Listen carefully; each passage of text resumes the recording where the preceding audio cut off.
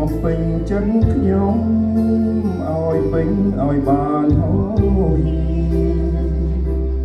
ពនគ្រារៀងស្ងួនទ្រង់ឆ្លើយពេលកូនស្រែកហៅណែនាំឲ្យរកកូនដើរកូនចង់នៅជាមួយទ្រង់ក្តីស្នេហ៍ទ្រង់ជាធម៌តាជីវិតជាទីពឹងអាងទោះជាអ្វីសូន្យងងឹងមិនចេញព្រួលប្រែលោកីមិនអាចដល់ទេក្តីស្រឡាញ់ដែលស្ថិតស្ថេរកូនចង់នៅជាមួយទ្រង់ក្តីស្នេហ៍អង្ចា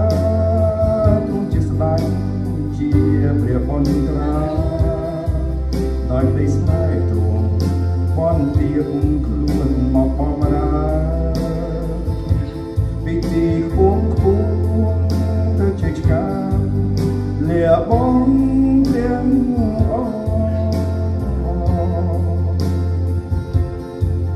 ដោយគ្រូក្តីស្នេហ៍ទ្រង់អង្គចា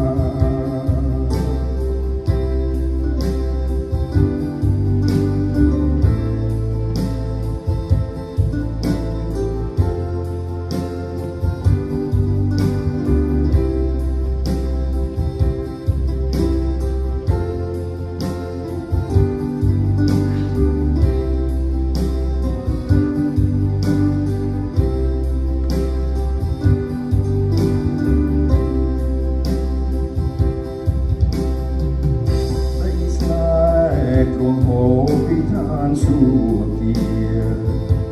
បំពេញចិត្តខ្ញុំឲ្យពេញឲ្យបានហូរផុតគ្រារៀងស្ងួនទ្រង់ឆ្លើយពេលកូនស្រែកហៅណែនាំឲ្យរងគូដើរ